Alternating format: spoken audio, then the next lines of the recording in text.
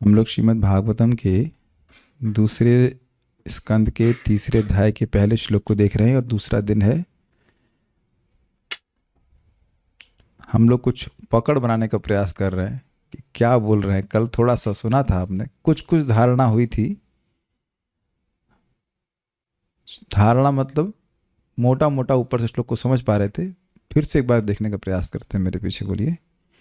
श्री शुक उवाच शुक उवाच एवमेतन्निगदितम् एवमेतन्निगदितम् पृष्टवान् यद् भवान् मम पृष्टवान् यद् भवान् मम नृणां यन्म्रियमाणानां नृणां यन्म्रियमाणानां मनुष्येषु मनीषिणाम् मनुष्येषु मनीषिणाम् श्रीशुक उवाच श्रीशुक उवाच एवमेतन्निगदितम् एवमेतन्निगदितम् पृष्टवान् यद् भवान् मम पृष्टवान् यद् भवान् मम नृणां यन्म्रियमाणानां नृणां यन्म्रियमाणानां मनुष्येषु मनीषिणाम् मनुष्येषु मनीषिणाम् श्रीशुक उवाच श्रीशुक उवाच एवमेतन्निगदितं पृष्टवान् यद् भवान् मम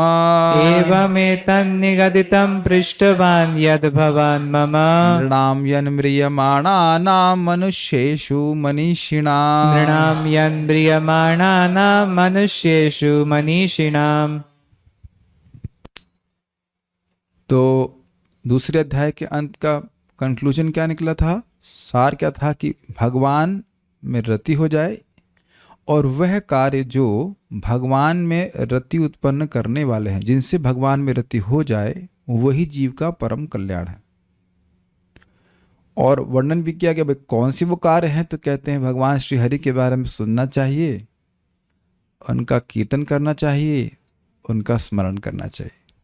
और अगर ऐसा करते हैं तो क्या हो जाता है? भक्ति योग होने पे पिबन्ति ये भगवत आत्मनः सताम कथामृतम श्रवण पुटेषु संभृतम पुनन्ति ते विषय विदूषिताशयम व्रजन्ति तच्चरण सरोरुहान्तिकम। तो जिस प्रकार का रति प्राप्त हो जाती है तो व्यक्ति कथा नहीं सुनता है, कथा पीना शुरू करता है। कथा पीना शुरू करते हैं बहुवचन, एक नहीं बहुत से लोग ऐसे मिल जाते हैं। ऐसा नहीं किसी एक व्यक्ति को रति मिलती, सब बहुत से लोगों को मिल सकती है। किसकी कथा? भगवतः आत्मनः सताम, जो भक्तों के आत्मा है। क्या पीते हैं? कथा अमृत को पीते हैं। कथा नहीं पीते, कथा के अमृत को पीते हैं। कथा अब अमृतमय है। कथा दवा नहीं है, कथा अमृत है। और कैसे पीते हैं? श्रवण पुटेषु समृतम, श्रवण के छेद में समृतम, पूरा भर भर के पीते हैं। उसमें कोई स्थान नहीं देते कि उस छेद में, कान के छेद में कुछ और चला जाए ना, एकदम नहीं।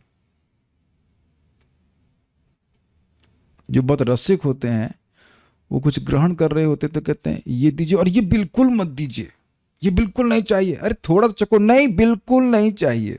समझ में आ गया? तो श्रवण पुटेषु संप्रतम मतलब कानों में कथा के अलावा और कुछ नहीं जाना चाहिए, कोई मिक्सचर नहीं होना चाहिए, उसमें जरा सी भी और कुछ बात नहीं होनी चाहिए, केवल भगवान की बात होनी चाहिए। क्या सारी बात आप समझ पा रहे हैं? ठीक है। और उससे क्या होता? कह रहे पुनन्ति ये विषय विदूषित आश्रयम, विषयों से जो दूषित जो आशय जीवन का लक्ष्य है उसको पवित्र कर लेते हैं और व्रजन्ति तच्चरण सरोरुहान्तिकम, भगवान के चरण कमलों में जाते हैं। तो इस प्रकार से क्या वर्णन हुआ? एवं अर्थात इस प्रकार, सुखदेव गोस्वामी कह रहे इस प्रकार, एतत् यह जो मैं अभी इस दूसरे स्कंद के पहले श्लोक से बोलता हुआ आ रहा हूं, जिसमें मैंने बताया कि क्या सुनना नहीं चाहिए, क्या सुनना चाहिए इत्यादि, मोक्ष के मार्ग के बारे में बताया और ये बताया कि भगवान हरि का श्रवण कीर्तन ही जीव का परम मंगलकारी साधन है। इस प्रकार निक्तराम गदितम, अच्छे से वर्णन किया। जो ये मेरे अनुसार नहीं, शास्त्र के अनुसार है, शास्त्र में उल्लेखित है ये बात। ब्रह्मा जी ने भी सार के रूप में प्रस्तुत किया है। सारे वेदों को पढ़ने के बाद ब्रह्मा जी ने यही सार प्रस्तुत किया है कि रति हो जाए। इस प्रकार से मैंने आपको समझाया, ठीक ठीक समझ में आ रहा है? कोई दिक्कत तो नहीं है? क्यों बताया? बताया ही क्यों? सुनाई बड़ा कुछ। बताया ही क्यों? आप बोले ही क्यों? आप तो किसी से कुछ बोल नहीं रहे थे, तो कह रहे हैं पृष्ठवान यद भवान ममा, जो आपने पूछा था उसके मुझको वो उसके बारे में बताया। हम विषय से हट नहीं रहे हैं, ये सुखदेव गोस्वामी कह रहे हैं, जो विषय में आपने पूछा था वही बताया। This is very very personal. आप किसी कोई प्रश्न पूछिए और उत्तर कहीं चला जाए अमेरिका में, आप पूछ रहे हैं इंग्लैंड की बात, यू फील डिस्कनेक्टेड। हम क्या पूछ रहे हैं और आप क्या बता रहे हैं? भले आप बोलिए मत, लेकिन मन में मन बोलने लगता है, क्या पूछ रहे हैं और ये क्या बता रहे हैं। अच्छा ये बता दीजिए कि ये अनुभव कभी हुआ है कि नहीं? भागवत क्लास में वक्ता को आपने कुछ पूछा ए और उसको उत्तर नहीं पता है, तो सब जगह घूम के आ गया लेकिन ए पे नहीं आया। इसे कहते हैं बीटिंग अराउंड द बुश। यहां पे भी आपने देखा गया है कि प्रश्न किया गया है, उत्तर देना शुरू, उसके बाद कहते हैं प्रभु जी प्रश्न क्या था? ये कई बार हुआ है भक्तों के संग। प्रभु जी अच्छे अच्छे स्कॉलर डिवोटीज भी ऐसा करने लग जा रहे थे ना, प्रश्न क्या है पहले ये तो बताइए, बोलना पहले शुरू कर दे रहे हैं। That's quite amazing. तो सुखदेव गोस्वामी ऐसे नहीं कह रहे हैं पृष्ठवान यद भवान मना। आपने जो प्रश्न किए थे, याद है ना प्रश्न आपको? आपको याद है ना प्रश्न क्या किए थे? आपको मतलब सुखदेव गोस्वामी पूछे, आपको तो याद है ना कि क्या प्रश्न किए थे? कोई असंगत बात तो नहीं बोल रहा हूं ना? वी कैन कुछ समझ रहे हैं बात को? It is very very very personal. आपने पूछा था कि क्या सुनना चाहिए, क्या जपना चाहिए, बार बार बोलना चाहिए, क्या करना चाहिए, किसका भजन करना चाहिए और किसका स्मरण करना चाहिए, और इसके विपरीत में क्या नहीं करना चाहिए, क्या नहीं सुनना चाहिए, क्या नहीं जपना चाहिए क्या नहीं जपना चाहिए, क्या जप रहे हो बार बार, क्या नहीं जपना चाहिए, क्या नहीं करना चाहिए और किसका भजन नहीं करना चाहिए। इस दिस अर्लियर किसके बारे में? निर्णाम यन म्रियमाणा नाम, जो इंसान मरने वाले हैं, मनुष्येषु मनीषिणाम, और उनमें से वह मनुष्य जो बुद्धिमान है। अब इस पे एक भक्त मनन करके प्रश्न पूछे, तो प्रभु जी ऐसा प्रतीत हो रहा है कि जो अगला बात है वो कह रहे हैं कि वो मनुष्य जो मरने वाले नहीं और बुद्धिमान है उनका क्या कर्तव्य बताइए। नहीं, मनुष्य सभी मरने वाले हैं। निर्णाम यन म्रियमाणा नाम, सभी मरने वाले मनुष्यों में, और उसमें भी जो सबसे अधिक बुद्धिमान है उनके लिए आप बताइए कि सर्वश्रेष्ठ कल्याण का कार्य क्या है, क्या सुनना चाहिए, क्या करना चाहिए। ऐसे तो आप इसको भी थोड़ा समझ पाए कि निर्णाम म्रियमाणा नाम के बताए कि जो मोक्ष के मार्ग सद्य और क्रम मुक्ति के थे वो उनके लिए सबसे अच्छा है। उनको कर्म कांड के बारे में बिल्कुल नहीं सुनना चाहिए। क्यों? न विंदते अर्थान, न विंदते अर्थान परिभ्रमंस तत्र परिभ्रमंस तत्र न विंदते अर्थान, विभिन्न ग्रहों में घूम घूम कर उसे कहीं कोई भी अर्थ नहीं प्राप्त होगा। जैसे मायामय वासनया शयानः, समझ रहे हैं बात? स्वप्न में इच्छा लेके डोल रहा है इधर से उधर, लेकिन उसे कहीं कोई अर्थ प्राप्त नहीं हो रहा है। तो सुनने के लिए सामान्य मनुष्यों के लिए जो मरने वाले हैं उनके लिए क्या सुनने का विषय है? क्रम मुक्ति और सद्य मुक्ति, दोनों में से कोई सेलेक्ट कर ले, अंततः गत्वा भगवान के पास पहुंच जाएगा।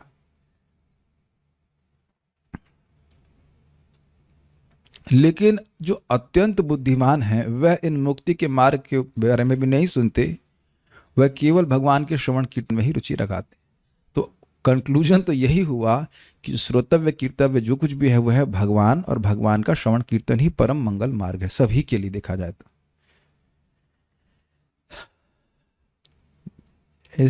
ओके, हम लोग अब आगे पढ़ेंगे। कल अन्वय में एक गलती दिखाई जा रही थी जो कि उसमें नहीं थी, लेकिन अब उसको हम यहाँ पे नहीं देख रहे हैं। खाली ये शब्द था कि म्रियमाणानाम, विशेष रूप से मरणासन, निर्णाम शब्द लिखा नहीं गया था, उसमें था मरणासन मनुष्य के कर्तव्य के विषय में पूछा गया, तो वो लिखा हुआ था मनुष्य के, लेकिन निर्णाम शब्द वहाँ पे टाइप नहीं किया गया था। वो एक भक्त जो अन्वय कर रहे थे कल बहुत दुखी हो गए थे। हमने कहा दुखी मत होइए, गलती सबसे हो जाती है, और बड़े भोलेपन में वही नहीं और भी बोलते हैं I will never do this mistake again. मैं उन्हीं का मजाक नहीं बना रहा हूँ, हम सब लोग ऐसा बोलते हैं, बस ये लास्ट मिस्टेक है अब।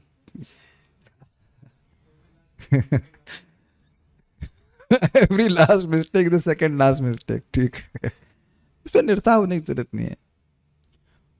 मिस्टेक वही करता है जो प्रयास करता है, और भगवान प्रयास देखते हैं। Is it okay?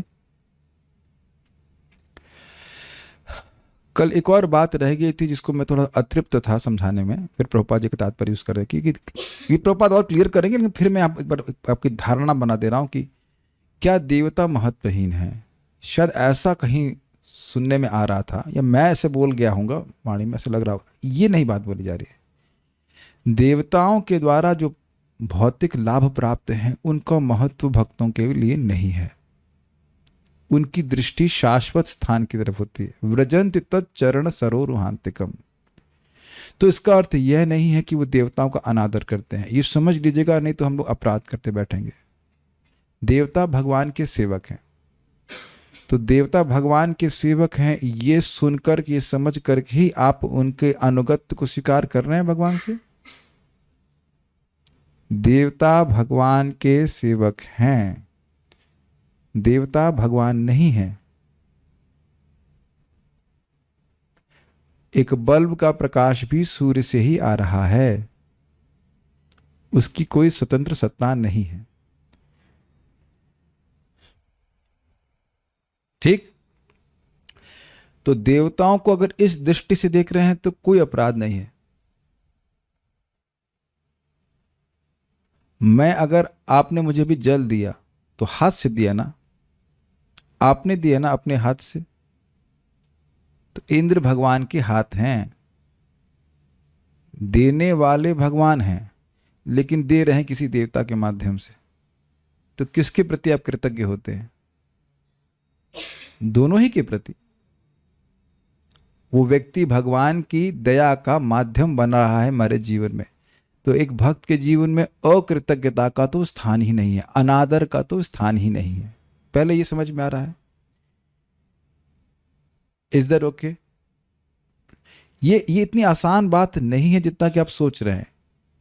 ये कई बार शास्त्र में बात आ जाती है कि भक्त तो ब्रह्मा के को भी का भी कोई महत्व नहीं रखता। तो ब्रह्मा के पद से प्राप्त होने वाले जो भी भौतिक लाभ है उसमें कोई रुचि नहीं है, लेकिन ब्रह्मा जी भगवान के प्रिय सेवक हैं ये नहीं देखता है। क्या हम श्रीमद् भागवतम में ब्रह्मा जी के ही कंक्लूजन को नहीं सीख रहे हैं? भगवान ब्रह्म कार्ष्णेना इत्यादि। तो वहां क्या देख रहे हैं? ये भगवान के सेवक हैं, ये भगवान के सेवक हैं। एक मैं निवेदन करूंगा कि अब हम या तो दरवाजे को बंद करना शुरू कर दें या फिर क्या होगा। देखिए, जो भक्त लोग बाद में आते हैं, मैं पता है वो अनकॉन्शियस है इस बारे में, लेकिन हमारी क्लास को बहुत डिस्टर्ब करते हैं, चाहे वो नए हो चाहे पुराने हो। और अब कभी क्लास मैं अब बार बार इस बात को नहीं बोल, जस्ट मेरा समय खराब हो जाता है। Just don't break my flow, it's just so difficult. आप देख रहे थे, आप सब लोग का भी फ्लो डिस्टर्ब हुआ ना अभी। कथा सुनिए लेकिन अपराध नहीं कीजिए। जस्ट आप समझने का प्रयास कीजिए। अब मैं जब बोल रहा पूरा पूरा पूरा डिस्टर्ब कर दिया। हम जूम पे सुविधा दे रहे हैं, आप टाइम से नहीं आ सकते तो आप जूम पे आइए उस दिन। मेरे लिए बहुत मुश्किल है, just very difficult to make you understand even one thing. आप मेरी बात समझ रहे? एक बात समझाना बहुत मुश्किल है, और एक बात अगर समझ में आ गई तो आप भगवत प्राप्ति कर सकते हैं।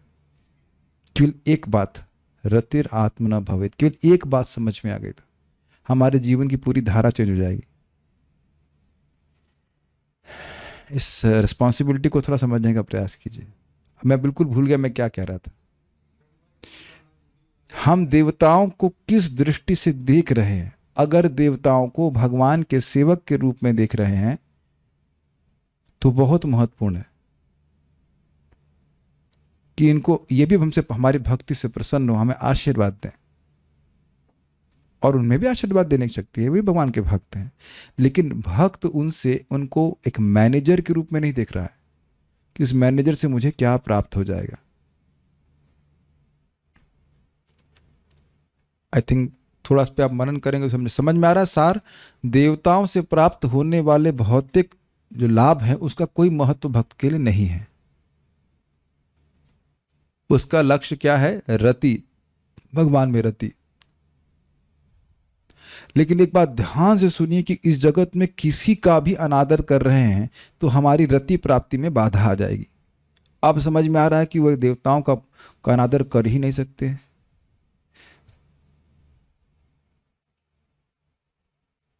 Is that okay? सारी बात जो बोली जा रही हैं वो जरूरी नहीं कि तुरंत धारण किया जाए, बट एटलीस्ट सुना तो जाए, कान से स्पर्श तो हो।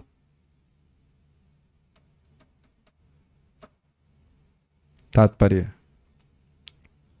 सारे विश्व में मानव समाज में लाखों करोड़ों नर नारी हैं और वे प्रायः सभी अल्पज्ञ हैं, क्योंकि उन्हें आत्मा के विषय में बहुत अल्प ज्ञान है। अभी हाईलाइट क्यों किया है? किसी भी अल्पज्ञ व्यक्ति को पूछिए तो शायद ही वो मानने को तैयार हो कि उसका ज्ञान कम है।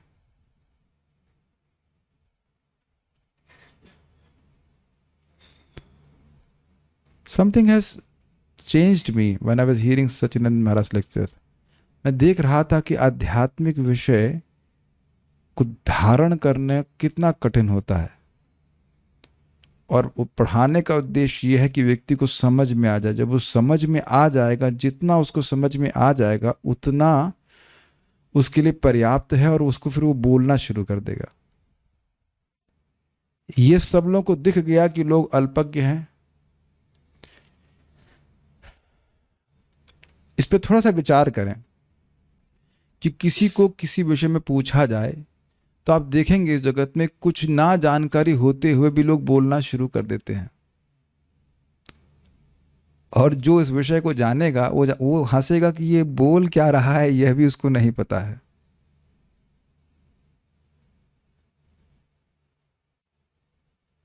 ठीक है?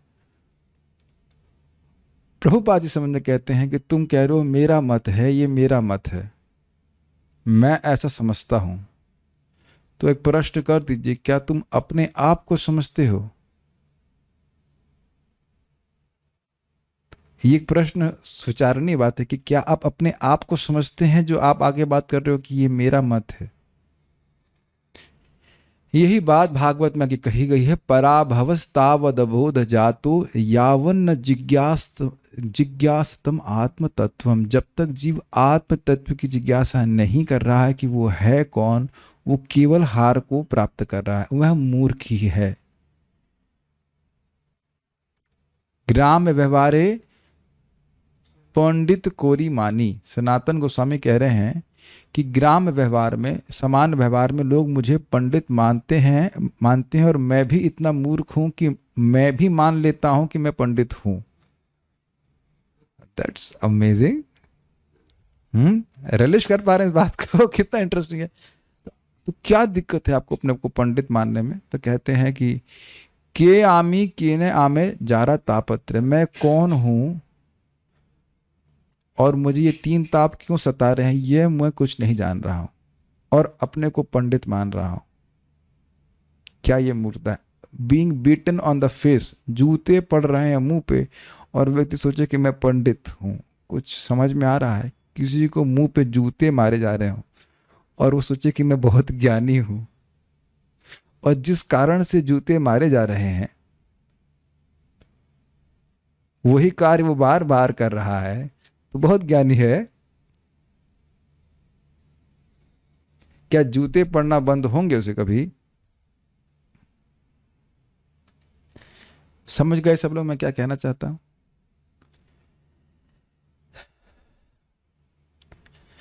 उन्हें आत्मा के विषय में बहुत अल्प ज्ञान है। अगर ये कहा जाए कि कुछ भी ज्ञान नहीं है तो कोई अतिशयोक्ति नहीं होगी। बहुत अल्प में तो शायद ये संभावना हो कि हाँ कुछ ज्ञान है, लेकिन अगर उसको सही सही इन द सेंस मतलब उसके अगर ये भी कह दे कि कुछ भी ज्ञान नहीं है तो वह भी सही होगा। कोई दूर जाने की जरूरत नहीं है, अपने ही जीवन को देख लीजिए। जब हम भक्ति में नहीं आए थे कभी हम सोचे भी नहीं थे कि हम आत्मा है।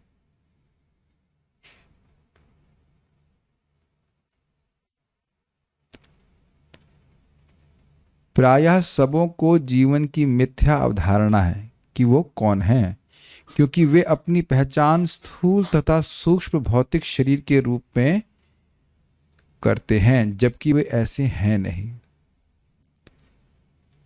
असत तेरा सत्य कोरी मानी, इस पे विचार कीजिए।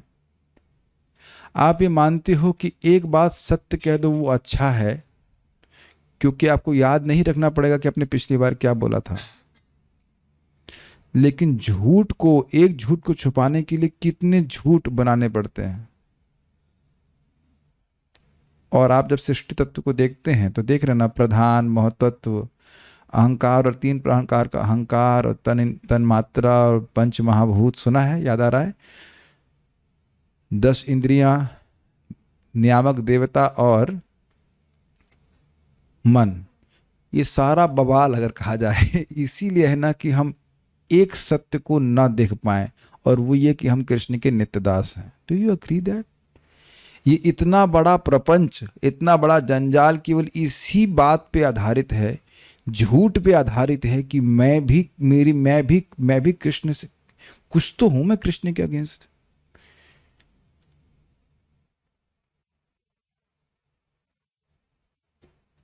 ये बात सब लोग हजम कर पा रहे हैं? केवल एक झूठ के चक्कर में कि मैं कृष्ण का सेवक नहीं हूं, ये बात मैं मनवा दे माया मुझे लगातार। जो मैं हूं उसको निरंतर मैं ना मान सकूं, ये प्रयास है माया का। मैं हूं कृष्ण का दास, नित्य दास, ये बात जीव के चित्त में आनी ही नहीं चाहिए, क्योंकि जिस दिन जीव के चित्त में बात आ गई, माया जानती है कि वो उसको नहीं रोक सकती।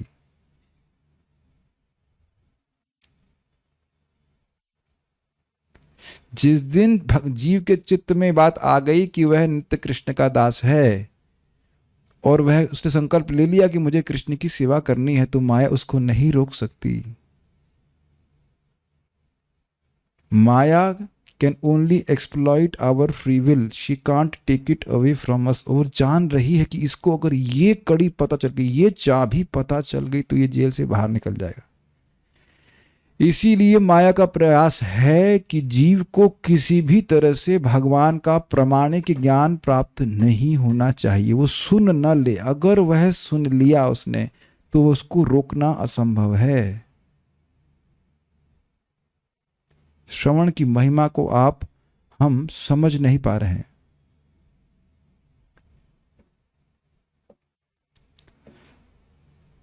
Is it all sinking in? जब तक मतिर न कृष्णे परतः सतो वा मिथो विपद्येत ग्रह व्रतानाम अदांत गोभिर विशुतम तमिश्रम पुनर्पुनः पुनः पुनः चर्वित चर्वनानाम।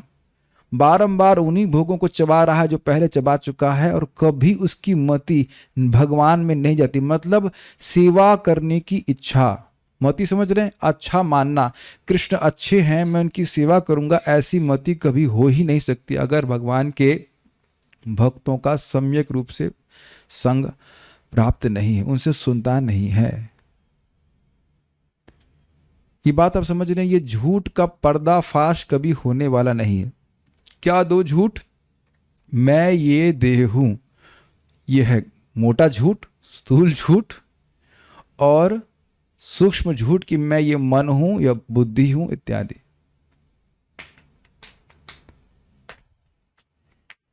क्या मैं समझा पा रहा हूं या मैं खाली मान रहा हूं कि मैं समझा पा रहा हूं?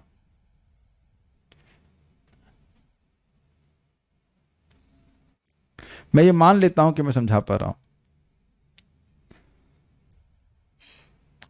भले ही वे मानव समाज की नज़रों में उच्च तथा निम्न पदों पर स्थित हों, किंतु मनुष्य को यह जान लेना चाहिए कि जब तक वह अपने शरीर तथा मन से परे अपने आत्मा के विषय में जिज्ञासा नहीं करता, तब तक मनुष्य जीवन के उसके सारे कार्य नितांत निष्फल हैं।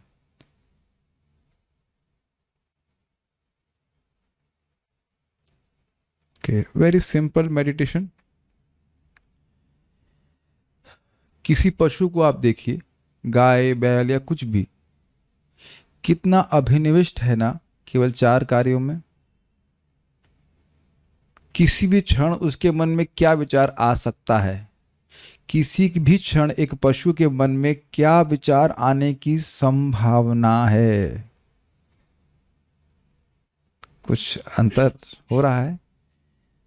किसी भी पशु के मन में किसी भी समय किस विषय के संबंध में विचार आने की संभावना है। खाना, जब खाने का विचार आता है तब और कुछ विचार नहीं आता। ये पशु बुद्धि है। विवेक नहीं रहता, कुछ खाना है बस। इतना विवेक है भी तो बस इसे मन में कि खाना है, खाना बस। उसके बाद सोना, खा लिया, अब सो लेंगे। मैथुन और भय।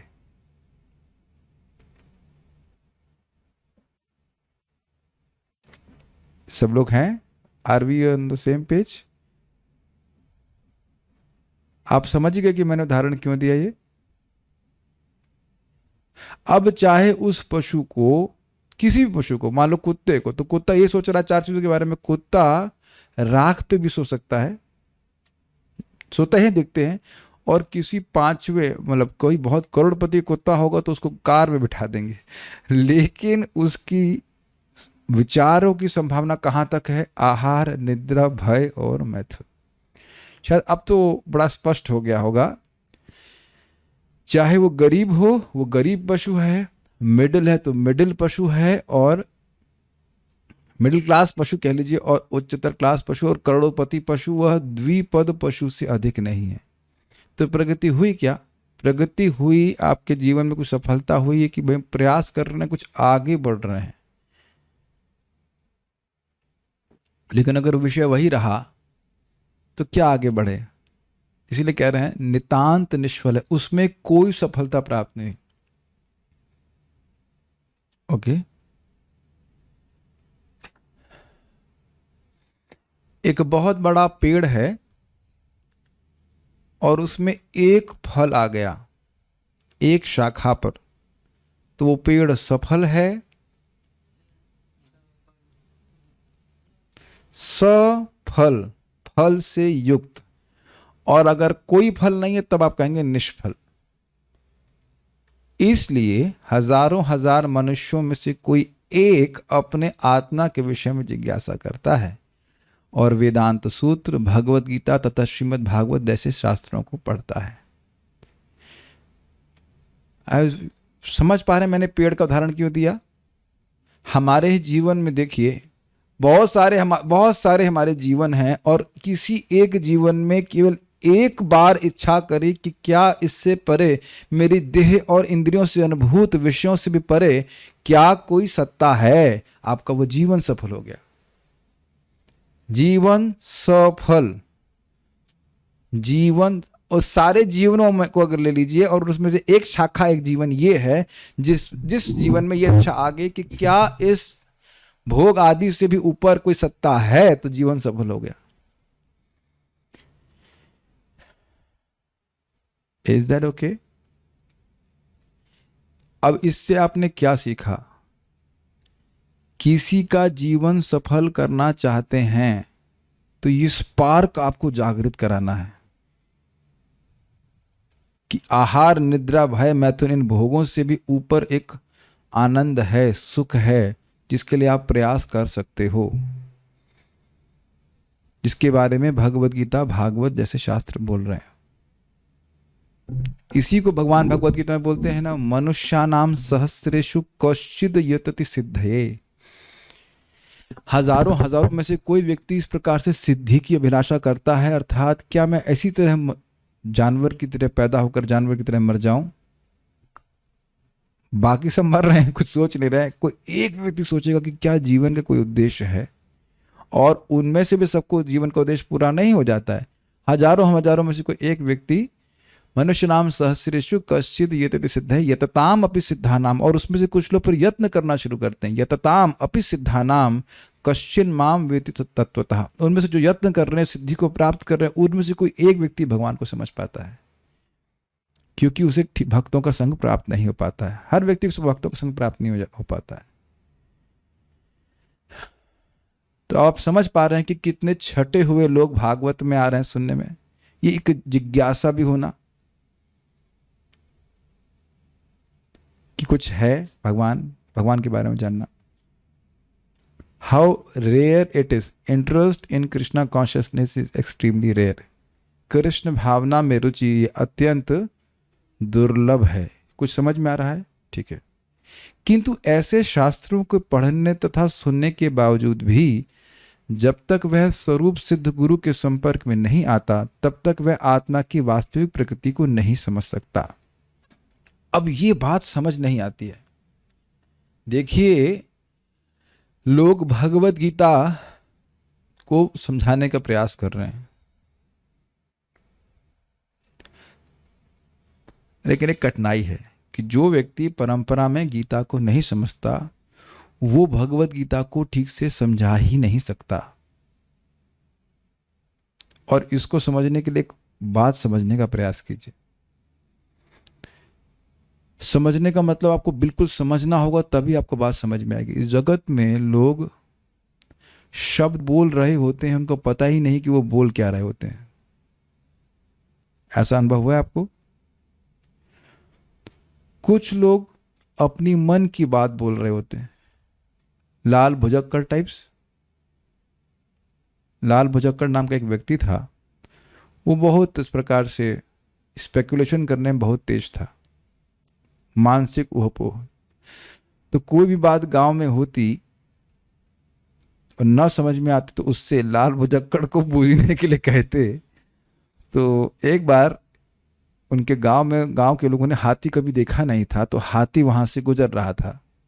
रात में हाथी गुजर गया, तो अब लोग समझ नहीं पाए कि ये इतने बड़े बड़े पांव के निशान किसके हैं।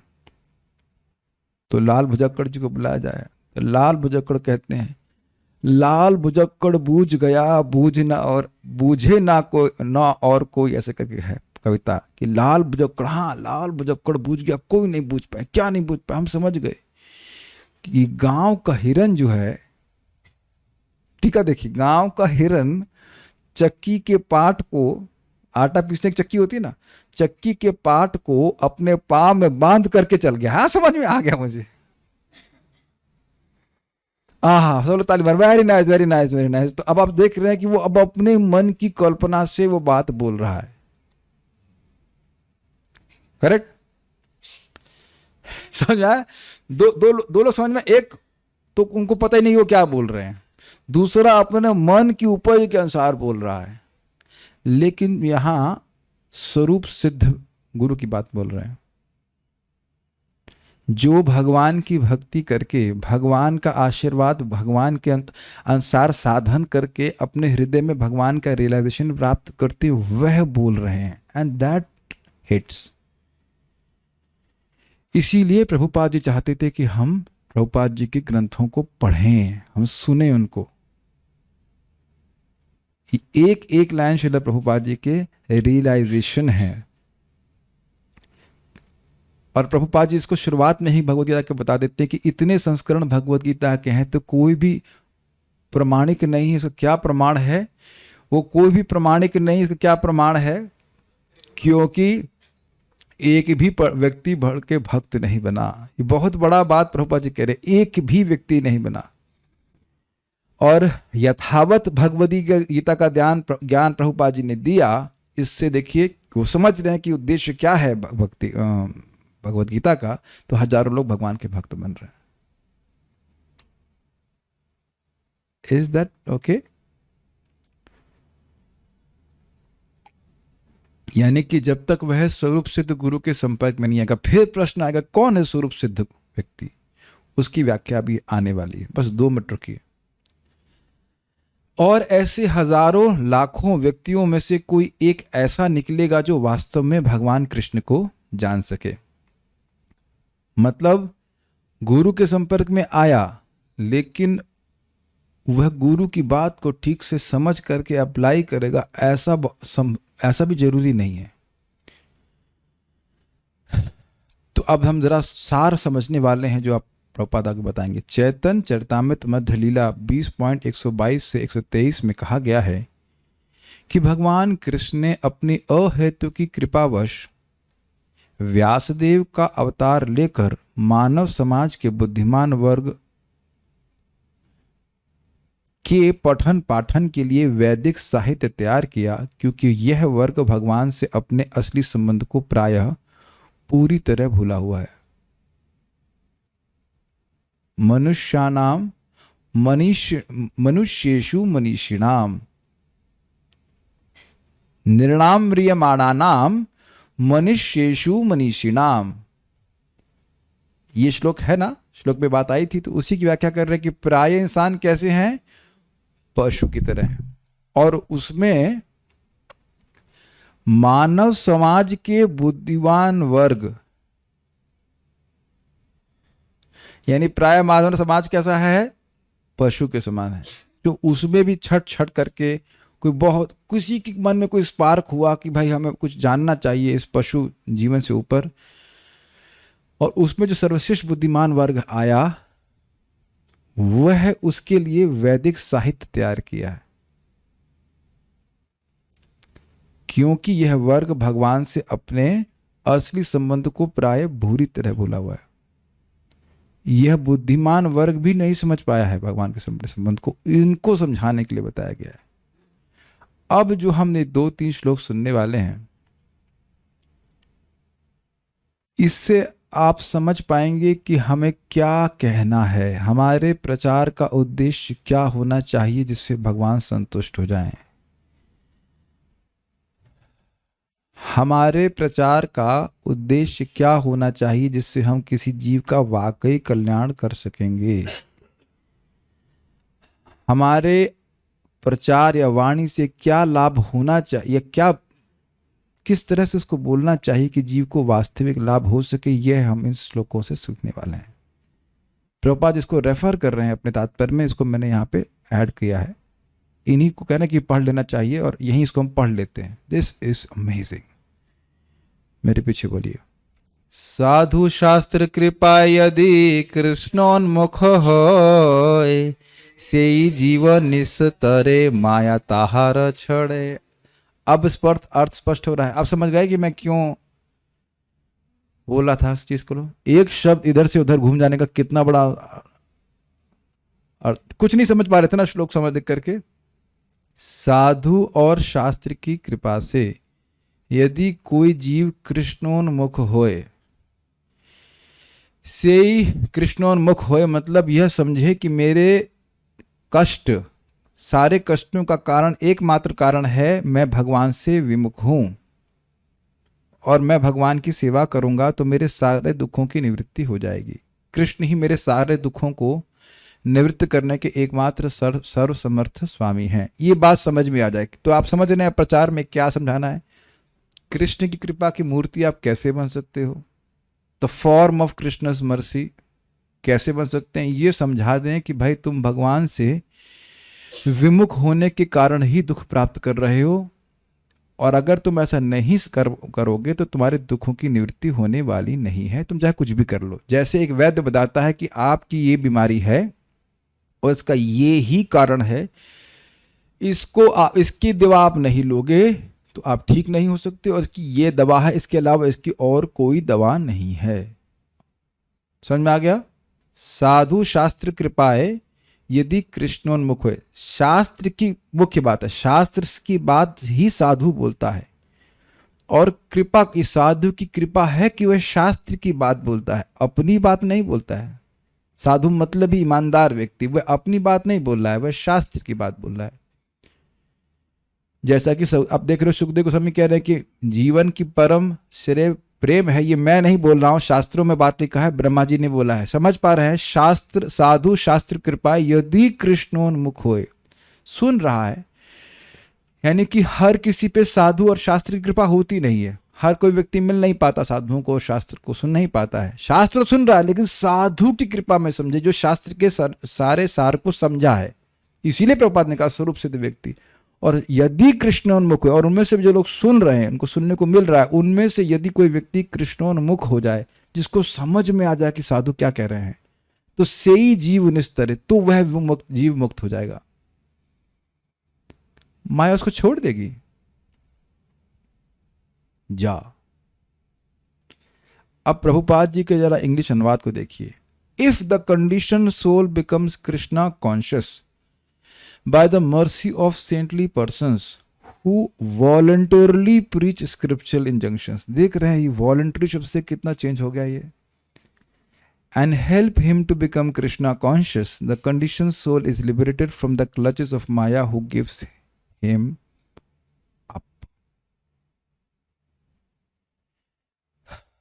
Can you see the depth of Prabhupada's translation? देखिए ये हिंदी में वो बात अभी देखिएगा, हिंदी अनुवाद पढ़ेंगे वो छोड़ दी जाएगी, इसलिए मैं इसको हिंदी अनुवाद करके बोलने का प्रयास करता हूँ। यदि बद्धजीव कृष्ण भावना भावित होता है साधुओं की कृपा के द्वारा, जो स्वेच्छा से शास्त्रिक आज्ञा का प्रचार करते हैं, स्वेच्छा से, कोई प्रेशर नहीं कर रहा है, स्वेच्छा से, जैसे गाय स्वेच्छा से बछड़े को दूध देती है। संसारी नाम करुणयः पुराण गुह्यम, जीवों पे, संसारी लोगों पे जो तरना चाहते हैं उन पे करुणा करके ये गुह्य पुराण शिला सुखदेव गोस्वामी जी कह रहे हैं। कैसे सुखदेव गोस्वामी है? जो मुनियों के भी गुरु थे, वह संसारियों के ऊपर करुणा करके बोल रहे हैं कितने दुखी हैं ये, इनको भागवत सुनाना ही चाहिए। जो भागवत मुनियों के लिए रिजर्व थी, एक अर्थ में मुनियों की सभा में बोल रहे थे ना, उस ग्रंथ को उन्हें ऐसा बोला कि यह संसारियों को भी प्राप्त हो जाए। कुछ समझ पा रहे हैं स्वेच्छा वाली बात? और एक बात बड़ी स्पष्ट है कि यदि उसको ऐसा श्रवण उपलब्ध नहीं होगा तो मतिर न कृष्ण, वह भगवान की सेवा की इच्छा उसके हृदय में आ ही नहीं सकती। जब तक सत्संग, क्या श्लोक हम सुनते हैं, जब तक सत्संग प्राप्त नहीं होगा भक्ति प्राप्त नहीं हो सकती। क्या है वो तो है ही, ये उसी को हम अच्छी तरह से मतलब अलग तरह से बोलना चाहते हैं। संसार नहीं चाहे महत कृपा बिना कोने कोनो कर्मे भक्ति नोए, कृष्ण भक्ति दूर रहो संसार नहीं छोए। भगवान के भक्तों की कृपा के बिना कृष्ण भक्ति की तो बात दूर रही, संसार का भी क्षय नहीं होता।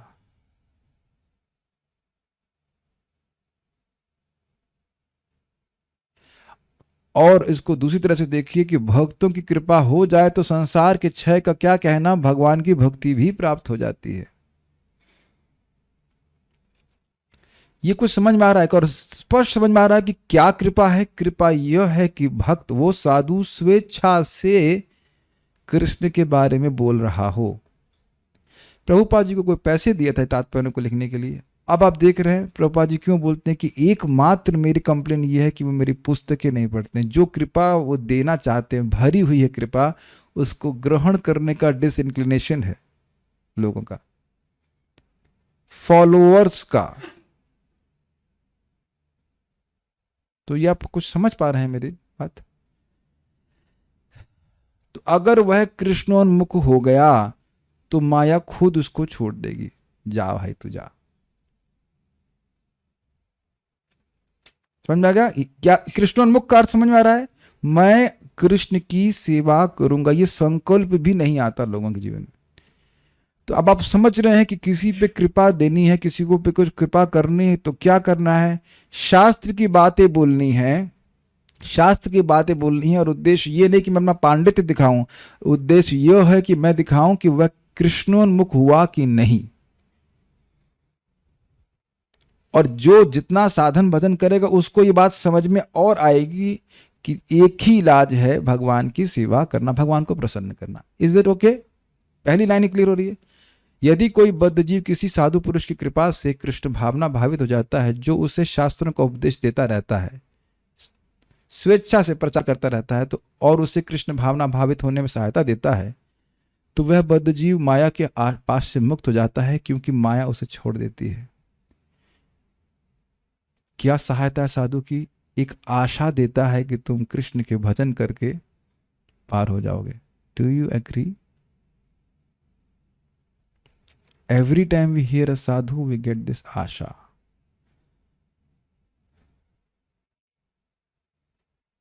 क्यों? क्योंकि उस साधु के हृदय से भी आशा गई नहीं है। Make sense?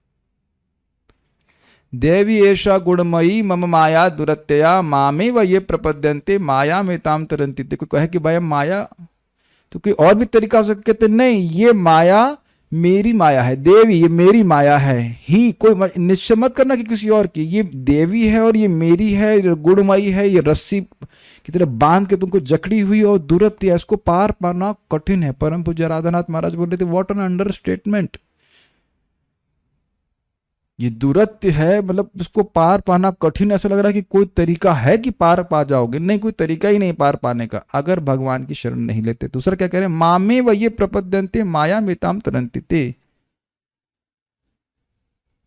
किंतु जो लोग मेरी शरण लेते हैं वे इसको पार कर जाते हैं। अब आप इसको जरा सुनिए। भौतिक प्रकृति के 3 गुणों से युक्त मेरी इस दैवी शक्ति का अतिक्रमण करना कठिन है। तो क्या सुनाई पड़ रहा है? क्या सुनाई पड़ रहा है? माया को पार करना तो संभव ही नहीं है, बहुत मुश्किल है। किंतु जिन्होंने मेरी शरण ले रखी है वैसे आसानी से पार कर सकते हैं। तो वास्तविक श्लोक का सार क्या है? माया को पार करना आसान है। हिरेन भाई बहुत बढ़िया आदमी है, मतलब बहुत अच्छे भक्ति है, बड़े दानी हैं, और मतलब कोई भी आता है सहायता करते ही हैं, सब कुछ है। लेकिन और जैसे ही मैं लेकिन बोल रहा हूं तो वो बात बहुत भारी हो रही। लेकिन अब ऐसी बात बोल देते हैं कभी कभी कि चुभ जाती हृदय को। तो हिरेन भाई ये बताइए कि आपकी हम निंदा कर रहे हैं कि आपकी हम गुणगान कर रहे हैं? निंदा कर रहे हैं। पकड़ लिया ना आपने? ये किंतु के बाद जो आता है वही उसको वही पक्ष भारी होता है। समझ पा रहे हैं? Can you catch? तो ऐसा लग रहा है कि भगवान बोल रहे हैं कि माया को पार करना बहुत कठिन है। तो फिर किंतु क्यों है? किंतु आपको नहीं लग रहा होगा श्लोक में, किंतु है श्लोक में। मामेव, किंतु मेरी ही शरण अगर वो लेते हैं तो पार कर जाएंगे। Have you ever thought this श्लोक like this? किंतु से सारा कुछ चेंज हो गया, एक वर्ड्स। तो अगर जब इतना आसान है तो लोग ले क्यों नहीं रहे? प्रश्न बन जाएगा, भाई माया इतना दुख दे रही है, 3 ताप सता रही है, तो भाई क्या चक्कर है, क्यों नहीं?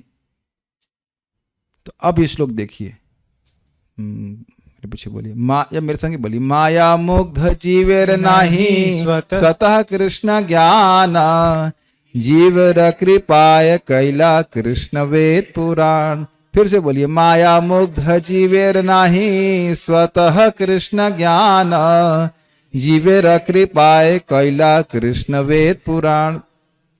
माया से मुग्ध जीव को जीवेर नाही स्वतः कृष्ण ज्ञान, अपने से ज्ञान नहीं होता।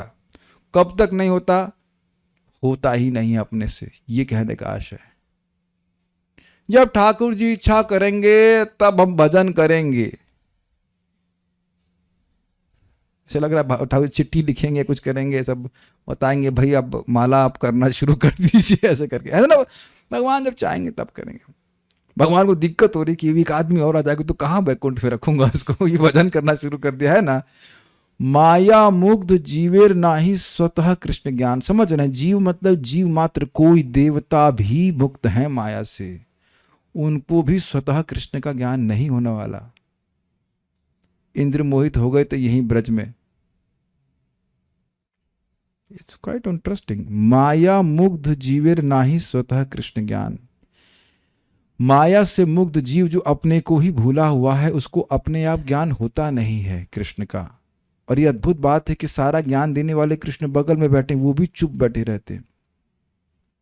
ठीक है, करो जो करना है, क्या कर सकते, नहीं एकदम चुप, एकदम सट, महक भी ना आए कहीं किसी तरह से, कोई दूसरा व्यक्ति भी है ना। लेकिन लगे सोच रहे कैसे मेरी तरफ उन्मुख हो जाए, तो कह रहे हैं जीवेर कृपाए कैला कृष्ण वेद पुराण। जीवों पे कृपा करने के लिए ही भगवान कृष्ण ने ये वेद पुराण की रचना करी दिया। बद्ध जीव अपने खुद के प्रयत्न से अपनी कृष्ण भावना को जागृत नहीं कर सकता। इसका क्या अर्थ है? केवल अपने प्रयास से नहीं कर सकता। ये नहीं कि प्रयास का अवकाश ही नहीं है, प्रयास की जरूरत ही नहीं है। बहुत ध्यान से सुनना पड़ेगा हर शब्द को। ऐसा नहीं कि आपके प्रयास का कोई महत्व ही नहीं है। नहीं तो अभी पिछले श्लोकों में सुना था, यदि कृष्णोन्मुख होए, तो वहां दिख रहा है ना कि कुछ प्रयास जीव को अपनी तरफ से करना पड़ेगा ना। तो स्वतः मतलब बिना किसी सहायता के अगर कोई प्रयास करेगा तो भगवान की प्राप्ति नहीं हो सकती है। बिना प्रयास के तो भगवान की प्राप्ति होगी नहीं। Is it okay? ठीक है। कितना सूक्ष्म विचार है। अहेतु की कृपावश वैदिक साहित्य तथा किंतु भगवान कृष्ण ने अहेतु की कृपावश वैदिक साहित्य तथा इसके पूरक पुराणों का सृजन किया। इसका अर्थ समझने का प्रयास कीजिए। कृष्णा कैला वेद पुराण। प्रभुपाद कितना सुंदर अनुवाद कर रहे हैं। वेद को बताया, वेद के द्वारा कृष्ण समझे जाते हैं, लेकिन वेद की बात समझ में नहीं आता तो वेद की बात को समझाने के लिए ही पुराण लिखाए गए हैं। समझ में आ रहा है? जीवेर कृपा कैला कृष्ण वेद पुराण, यही लिखा है ना। शब्द क्या है? जीवेर कृपाए कैला कृष्ण वेद पुराण। जीवों पे कृपा करने के लिए ही भगवान श्री कृष्ण ने वेद और पुराण लिखे हैं। ये बात सबको नहीं समझ में आती है। तो क्या कृपा करना चाहते हैं? ये बात बोलने के लिए सारी प्रवचन हम करना चाह रहे थे, जो प्रभुपाद के तात्पर्य से हम समझ पा रहे थे। ये बात बहुत सुंदर बात। शास्त्र गुरु आत्म रूपे आपनारे जनान। शास्त्र गुरु आत्म रूपे आपनारे जनान। कृष्ण मोर प्रभु त्राता जीवेर हय ज्ञान। कृष्ण मोर प्रभु त्राता जीवेर हय ज्ञान। कृष्ण आत्म विस्मृत बद्ध जीव को वैदिक ग्रंथों, स्वरूप सिद्ध गुरु तथा परमात्मा के माध्यम से शिक्षा देते हैं। कृष्ण आत्म विस्मृत बद्ध जीव को वैदिक ग्रंथों, स्वरूप सिद्ध गुरु तथा परमात्मा के माध्यम से शिक्षा देते हैं। जो जीव कृष्ण को भूला हुआ है उसको वैदिक ग्रंथों से, साधुओं से, स्वरूप सिद्ध गुरु से तथा परमात्मा के माध्यम से शिक्षा देते हैं। 3 जगह से शिक्षा प्राप्त हो रही। जीव अपने से ज्ञान नहीं प्राप्त कर सकता है भगवान का, तो कैसे सहायता कर रहे हैं? जीव हेल्पलेस है तो कैसे सहायता कर रहे हैं भगवान? शास्त्र से, गुरु से और परमात्मा के रूप में। परमात्मा, आत्मा मतलब परमात्मा।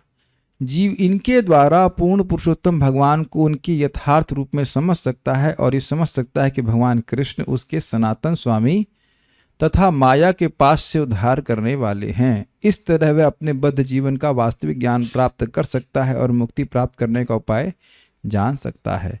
ये लाइन थोड़ा समझाने का प्रयास करूंगा। देखिए, शास्त्र मतलब भगवद गीता, श्रीमद् भागवतम, बाकी वेदों का सार श्रीमद् भागवतम, ठीक। बाकी सारे वेद पुराण जो भी कुछ है उनका उद्देश्य यही है कि जीव को कृष्णोन्मुख किया जाए। तो कृष्णोन्मुख करेगा तो माया से मुक्त हो जाएगा। कृष्ण की विस्मृति हट गई, कृष्ण की स्मृति होने लगी, कृष्ण की सेवा करने की इच्छा होने लगी, तो वह मुक्त हो जाएगा। तो कैसे, सोल्यूशन क्या है? कैसे किया जाए कृष्णोन्मुख? उसको शास्त्र बताता है। कृष्ण भगवान है तो इस शास्त्र में लिखा होने से सब लोग मान नहीं लेंगे। गुरु भी बताते हैं इस बात को, वही बात बताते हैं। और गुरु और शास्त्र से सुनकर भगवान भी जब तक उसको समझने का मौका न दे वह समझ नहीं पाएगा। Is that okay? यहाँ की सारी बातें हैं, सभी लोग सभी कुछ तो नहीं समझ रहे हैं। हर व्यक्ति अपनी चेतना के अनुसार समझ रहा है। ये कहें कि जितना भगवान समझने दे रहे हैं उतना समझ पा रहा है जीव। क्या इतनी बात समझ पा रहे हैं? शास्त्र, गुरु और परमात्मा के रूप में आपन आ रहे। भगवान निरंतर प्रयास में लगे हुए हैं कि किस तरह से ये मुझको समझ जाए। क्या समझाने का प्रयास कर रहे हैं, जरा बताइए, क्लियरली बताइए। कुछ बाकी समझ में नहीं आ रही। क्या टेक अवे पॉइंट क्या है, क्या समझे? कृष्ण मोरा प्रभु, कृष्ण मेरे स्वामी है और त्राता हैं। ये मेरी जो दुख है, संसार दुख, माया का द्वारा सृजित, इसके एकमात्र त्राता कृष्ण है। इसके अलावा किसी की क्षमता नहीं है कि मेरा उद्धार कर सके। तो with all the difficulties we had in this class today, सार की बात यह है कि जब भी हम कृष्ण भावना का प्रचार कर रहे हैं तो हम क्या प्रचार कर रहे हैं? कृष्ण मोर प्रभु त्राता जीवेर होय ज्ञान। तुम्हारे एकमात्र स्वामी भगवान श्री कृष्ण है और वही तुम्हारे उद्धारक हैं, और किसी की ओर तुम्हारा श्रद्धा हो तो तुम्हारा कल्याण नहीं होगा। यह है गुरु का कर्तव्य। जारे देखो तारे कहो कृष्ण उपदेश। तो कृष्ण क्या उपदेश देना चाहते हैं? मेरी शरण में आओ, मेरी ही शरण में आओ।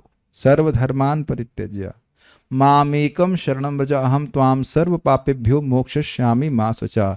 यही बात समझ में आ रही है ना? मैं तुम्हारा एकमात्र स्वामी हूं, मैं तुम्हारा एकमात्र प्रभु हूं, तुम मेरी ही शरण में आओ। यही भगवान गीता में गुरु के रूप में भी उपदेश दे रहे हैं। कृष्ण की ओर जाने के लिए बोल रहे हैं भगवान, अपनी ओर आने के लिए बोल रहे हैं। और मैं तुम्हें सारे पापों से मुक्त कर दूंगा, मतलब मैं पूरी तरह तुम्हारा किसी भी दुख की निवृत्ति करने में सर्वसमर्थ हूं। किसी और के पास किसी और वस्तु के लिए जाने की आवश्यकता नहीं है। ये जब जीव को ज्ञान हो जाए तो उसके सारे दुखों के आपने सोल्यूशन उसको दे दिया, नहीं तो कुछ भी करेगा उसके दुख निवृत्ति नहीं होने वाली। क्या आप पूरी इस क्लास की पूरी बात में एक बात समझ पा रहे हैं कि क्या किसी भी व्यक्ति को प्रचार कर रहे हैं तो क्या समझाना है? जो लोग भी कुछ प्रीचिंग करना चाहते हैं, ये क्लियर समझ में आ रहा है कि जीव के एकमात्र प्रभु हैं भगवान श्री कृष्ण, और उसके एकमात्र उद्धारक हैं भगवान श्री कृष्ण। उनकी शरण लिए बिना वह माया से मुक्त नहीं हो सकता है। I think this can be meditated upon. हम किसी को अपना पांडित्य प्रस्तुत करने के लिए कुछ नहीं कर रहे हैं। हम उस पांडित्य से कोई मतलब नहीं होने वाला। इसका मतलब मैं खुद ही नहीं समझ पा रहा हूं कि पॉइंट क्या है। बद्ध जीव, स्पेशली कलयुग के बद्ध जीवों को, हम सभी लोग तो डल हैं, बात बहुत धीरे धीरे समझ में आती है। अगर सही समझ में आई तो भी तो इतना तो फिर से समझ में आ रहा है ना। क्या समझाना? 2 पॉइंट। कृष्ण हमारे स्वामी हैं और कृष्ण हमारे एकमात्र स्वामी हैं और कृष्ण हमारे एकमात्र त्राता हैं। ये समझ में आ गया तो कुछ भगवान की शरण लेगा कि नहीं, कृष्णोन्मुख हो जाएगा कि नहीं, ये बात है। ये है सारे प्रचार का उद्देश्य। होपफुली समझ में आ गया होगा, बाकी आप थोड़ा विचार करेंगे तो और समझ में आएगा। ऐसा बुद्धिमान वर्ग भी भगवान के साथ अपना संबंध भूल सकता है जो बहुत मंथन करने में समर्थ हो। अतएव संपूर्ण भक्ति योग भूले हुए संबंध को पुनः जागृत करने के लिए है। यह पुनः जागरण केवल मनुष्य जीवन में संभव है, जो 84 लाख योनियों का चक्र पूरा होने पर ही मिलता है। बुद्धिमान वर्ग के मनुष्यों को इस अवसर का लाभ उठाना चाहिए, जितना हो सके लाभ उठाना चाहिए। क्योंकि सारे मनुष्य बुद्धिमान नहीं होते, अतएव मनुष्य जीवन की महत्ता हमेशा ठीक से समझ में नहीं आती। तो ये भी आप समझ ही गए, 84 लाख योनियों में कभी किसी को एक मनुष्य जीवन मिल रहा है तो सब लोग इस जीवन को प्राप्त करके भगवान के भजन में क्यों नहीं लग रहे हैं? क्योंकि वो उसके महत्व को ही नहीं समझ पा रहे हैं। नहीं तो हर माता पिता यही बोलते, बेटा रति रात मनो भवित, रति रति भगवान में प्राप्त हो जाए। प्राप्त। एक बात और मैं फिर से कहना चाहूँगा, जिस व्यक्ति को ये वाकई समझ में आ गया कि कृष्ण मेरे प्रभु और त्राता हैं, आप मानते हो कि वो जगत में सबसे महत्वपूर्ण व्यक्ति है? क्योंकि उसके संपर्क में जो आएगा उसको ये जरूर ये बात बोल देगा कि कृष्ण तुम्हारे प्रभु हैं, कृष्ण तुम्हारे त्राता हैं। और वो उसकी अपेक्षा भी नहीं करेगा कि वो सामने वाला क्या दे रहा है क्या नहीं दे रहा है। कृष्ण तुम्हारे प्रभु हैं, कृष्ण तुम्हारे त्राता हैं। तरोरपि सहिष्णुना, तरोरपि सहिष्णुना। Is that okay? ये शायद आप नहीं समझ पा रहे होंगे मैं क्या कहना चाहता हूं। पेड़ से कभी कोई दुख मिला है आपको? पेड़ से कोई दुख नहीं मिला। पेड़ हमेशा सुख ही देने वाला होता है।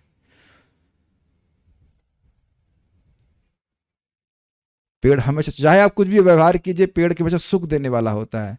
तो यही बात है, जीवों का दुख कैसे जाएगा, ये बात समझ करके कि कृष्ण उनके प्रभु हैं, एकमात्र प्रभु हैं, कृष्ण के त्राता, ये बात बोलनी होगी, बोलना होगा, तब जीव समझेगा, कृष्ण उन्मुख होगा और माया से पार चला जाएगा, दुखों की निवृत्ति हो गई कि नहीं। यहां पर मनीषिणाम अर्थात बुद्धिमान का विशेष प्रयोग हुआ है। महाराज परीक्षित जैसे मनीषिणाम को भगवान कृष्ण के चरण कमल ग्रहण करने चाहिए तथा भगवान के पवित्र नाम तथा उनकी लीलाओं के श्रवण कीर्तन आदि में अपने को लगाना चाहिए, क्योंकि ये सभी हरि कथामृत हैं। ये सभी हरि कथामृत हैं, मतलब नाम का श्रवण कीर्तन, लीला का श्रवण कीर्तन, चरित्र का श्रवण कीर्तन इत्यादि। यह कृत्य विशेष रूप से मरणासन व्यक्ति के लिए संस्कृत है। अब कल से देवोपासना के बारे में चर्चा हो जाएगी।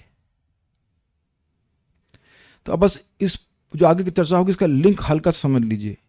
ये देवता, ये चाहिए तो वो देवता की पूजा करो, ये चाहिए तो वो देवता पूजा, बहुत सारी बात बोलेंगे लेकिन जोड़ देंगे अकामः सर्व कामो वा मोक्ष काम उदारधि तीव्रेन भक्ति योगिना यजेत स पुरुषः परम।